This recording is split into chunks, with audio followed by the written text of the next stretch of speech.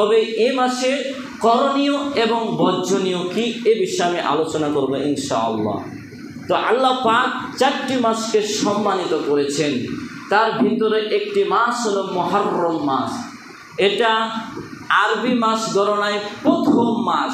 যেমন আমাদের জানুয়ারি ফেব্রুয়ারি বলে গণনা করে, জানুয়ারি কি প্রথম, ডিসেম্বর শেষ, তেমন জিলহজ এই ডিসেম্বরের মতন, আর জানুয়ারি মুহররমের মতন। আমি কি আপনাদেরকে বোঝাতে পেরেছি?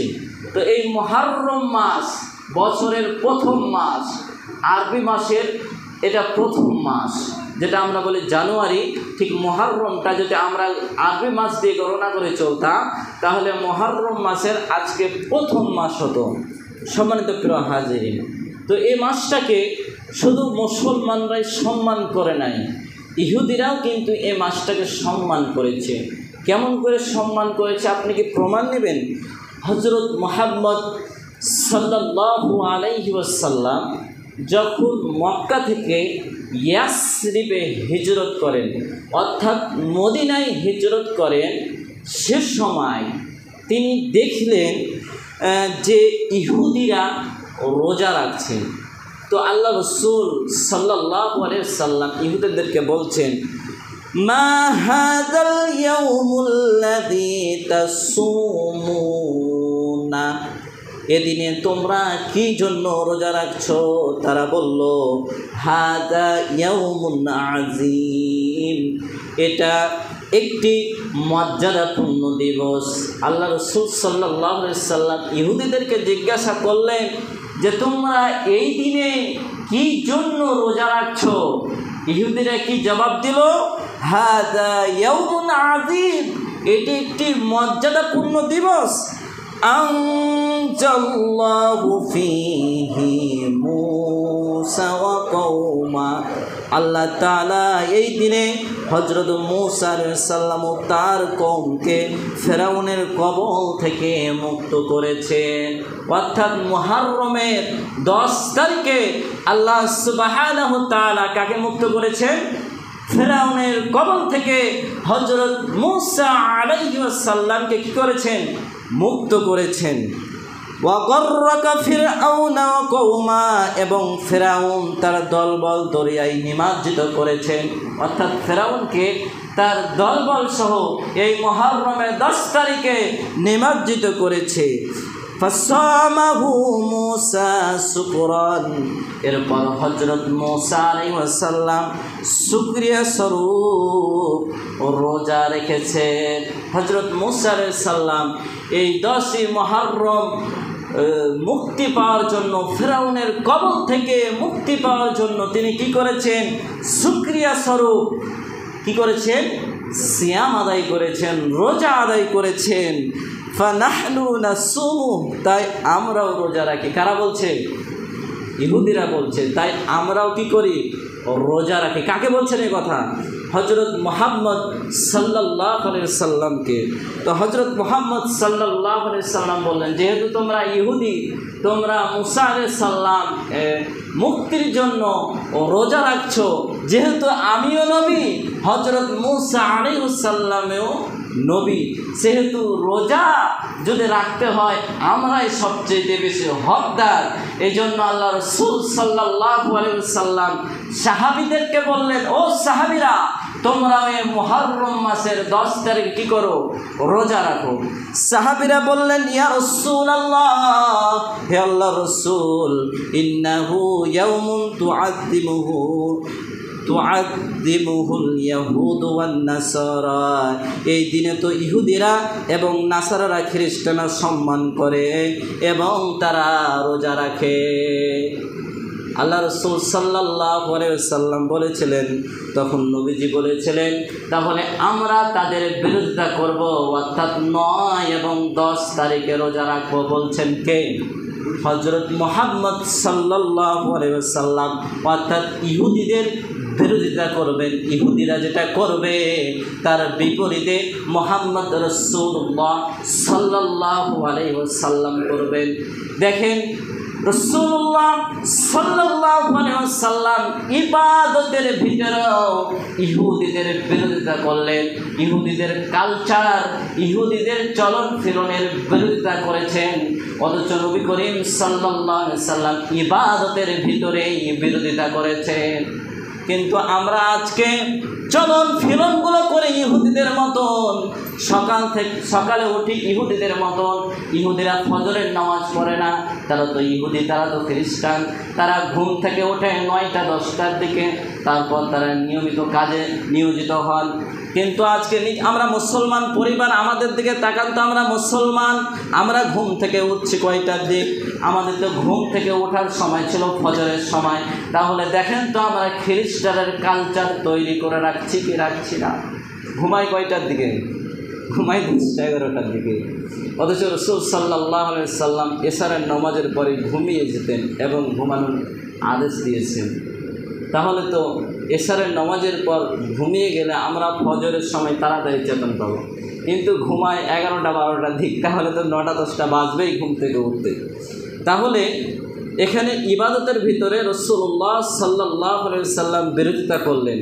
তাহলে ইবাদতের ক্ষেত্রে যদি বিরোধিতা করেন, তাহলে তাদের সংস্কৃতি, তাদের কালচারের ভিতরে আমাদের কত পরিমাণে বিরোধী করা দরকার, এটা কি আপনি একবার চিন্তা করে দেখেছেন? আপনি কি কল্পনা করে দেখেছেন? আচ্ছা বলেন তো, আজকে জুম্মার দিন, আমাদের আনন্দের দিন, তাহলে বলেন তো এই জুম্মার দিনে কোনো ইহুদি, খ্রিস্টান, হিন্দু, অন্য কোনো সম্প্রদায় আমাদের মসজিদে আসে না তো? আচ্ছা বলেন তো, আমাদের ঈদ কয়টি? 2টি। বছরে কয়টি আসে? 2টি। ঈদুল ফিতর এবং ঈদুল আদহা, 2টি ঈদ আসে। আচ্ছা, এই 2টি আনন্দের সময় আপনারা কি কখনো দেখেছেন বৌদ্ধ, খ্রিস্টান, হিন্দু, যত রকম ধর্মাবলম্বী আছে, তারা কি আমাদের ঈদে এসেছে? আসে না। তাহলে দেখেন তো, তাদের মেলায়, তাদের পূজায় আমরা মুসলমান যাই কি না? তাহলে আমরা কেমন মুসলমান? অথচ আল্লাহ রাসূল সাল্লাল্লাহু আলাইহি সাল্লাম ইবাদতের ভিতরেই কী করেছেন? বিরোধিতা করেছেন। তাহলে তাদের সংস্কৃতি, তাদের কালচারের ভিতরে কত পরিমাণে বিরোধিতা করা দরকার, একবার কি আপনি চিন্তা করে দেখেছেন?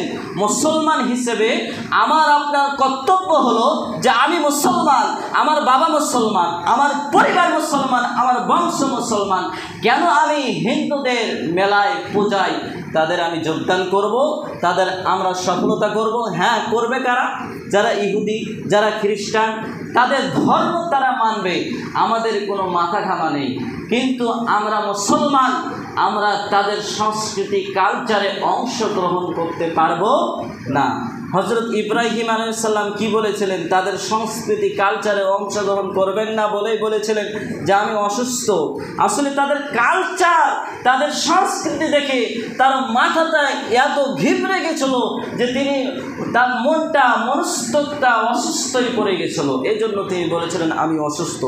সম্মানিত প্রিয় হাজিরিন, তাহলে রাসূল সাল্লাল্লাহু আলাইহি সাল্লাম বলেছিলেন যে আমি সামনে বছর যদি বেঁচে থাকি, তাহলে 9 এবং 10 তারিখ রোজা রাখবো। তো আল্লাহ রাসূল সাল্লাল্লাহু আলাইহি সাল্লাম সামনে বছর আর বেঁচে ছিলেন না, কিন্তু রাসূল সাল্লাল্লাহু আলাইহি সাল্লাম আদেশ দিয়েছেন, সুমু তাসিয়া ওয়াল আসিরা ওয়া খালিফুল ইয়াহুদ, তোমরা 9 তারিখ ও 10 তারিখ রোজা রাখো এবং ইহুদিদের বিরোধিতা করো। তাহলে রোজা রাখার ভিতরেই ইহুদিদের বিরোধিতার কথা এসেছে। ইহুদিরা রোজা রাখে একটি মুহররমের 10 তারিখে, আবার মুহররমের 10 তারিখে দেখবেন ঢাকা শহরে কি ঢোল ধামসা বেজে গেছে, চাবুক দিয়ে রক্ত বের করে হাই হুসাইন, হাই হুসাইন।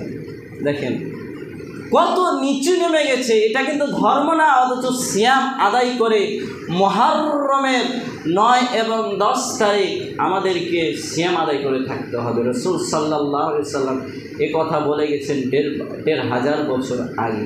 তাহলে যারা ঢোল ধামাশা বাজিয়ে নিজের রক্ত দিয়ে, নিজের গায়ে চাবুক মেরে রক্ত বের করে, এর নাম ধর্ম নয়, এর নাম ইসলাম নয়। যদি আমি মুসলমান হই, তাহলে 9 এবং 10 তারিখ মুহররমের আশুরা সিয়াম কি 9 এবং 10 তারিখ আমরা এই সিয়াম দুটি আদায় করব, বলেন আমিন। আরেকটি বিষয় যে আমরা এই সিয়ামটি কিসের উদ্দেশ্যে পালন করছি?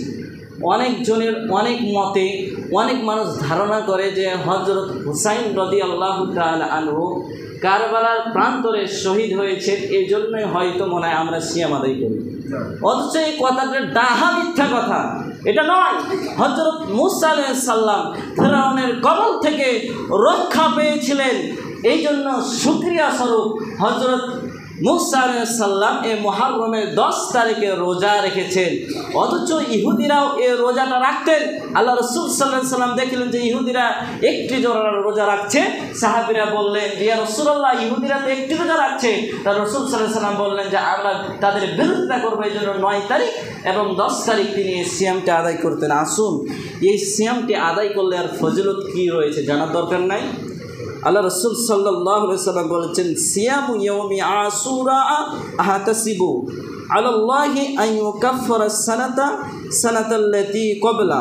আশুরার দিনের রোজার ব্যাপারে আমি আল্লাহর নিকট প্রত্যাশা রাখি তিনি পূর্বের 1 বছরের সগীরা গুনাহগুলো মাফ করে দেবেন। বলেন সুবহানাল্লাহ। আরও জোরে বলবেন না সুবহানাল্লাহ।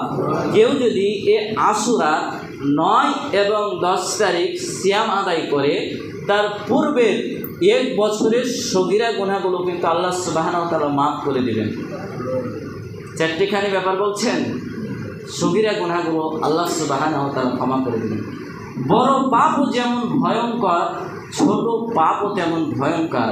তবে সগীরা গুনাহগুলো দোয়ার মাধ্যমে আল্লাহ পাক মাফ করে দিতে পারেন, কিন্তু কবিরা গুনাহগুলো আল্লাহর কাছে ক্ষমা চাওয়া মাত্র ক্ষমা করবেন না।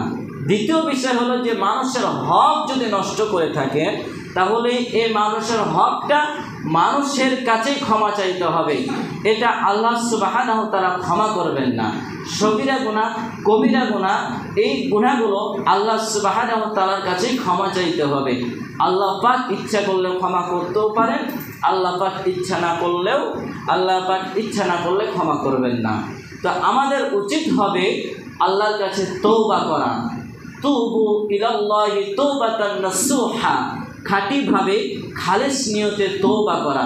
মুহররম মাসে, যেহেতু সম্মানিত মাস, মুহররম মাসের শব্দের অর্থ হলো সম্মানিত। যেহেতু সম্মানিত, আল্লাহ সুবহানাহু ওয়া তাআলা 4টি মাসকে সম্মানিত বলে ঘোষণা করেছেন কোরআনুল কারিমে। তো আমরা এই মাসগুলোকে সম্মান করে চলব। এই মাসে আমরা ঝগড়া বিবাদ করব না, এই মাসে আমরা গণ্ডগোল করব না, এই মাসে আমরা কারোর সাথে ঝামেলায় লিপ্ত হব না। সে বেশি বেশি করে ইবাদত বন্দেগী করব, নফল সিয়াম আদায় করব। কেউ যদি মনে করেন মুহররম মাসের 10 তারিখে একটি সিয়াম আদায় করব, অসুস্থর কারণে 2টি পারবেন না, একটিও আদায় করতে পারবেন, এতে কোনো সন্দেহ নেই। মনে করে রাখবেন যে সগীরা গুনাহ বলে আমি রোজা করব না, এমনটি মনস্থ করিয়েন না। কারণ বড় সাপও যেমন বিষধর সাপ, ছোট সাপও তেমন বিষধর সাপ। বড় গুনাহও যেমন বিষধর, ছোট গুনাহও তেমন বিষধর। অর্থাৎ বড় গুনাহ যত পাপ, ছোট গুনাহ তত পাপ। তাই আল্লাহ পাক যদি 2টি সিয়ামের বদৌলতে যদি আল্লাহ পাক সগীরা গুনাহগুলো মাফ করে দেন, তাহলে যারা এই সিয়ামটুকু আদায় করার জন্য এরোদা রাখবেন, তারা এই সিয়ামগুলো আদায় করার চেষ্টা করবেন। যেটা বলেছিলাম, উদখুলু ফিস-সিলমি কাফাতান, পরিপূর্ণভাবে ইসলামের দিকে দাখিল হও। যারা পরিপূর্ণভাবে ইসলামের দিকে দাখিল হয়, যারা প্রবেশ করবে, তারাই এই সিয়ামগুলো আদায় করবে। বলেন আমিন। সম্মানিত প্রিয় হাজিরিন, তবে আরেকটি বিষয় লক্ষণীয়, কেউ যদি সিয়ামগুলো আদায় না করে তবে গুনাহগার হবে না, কোনো গুনাহ হবে না।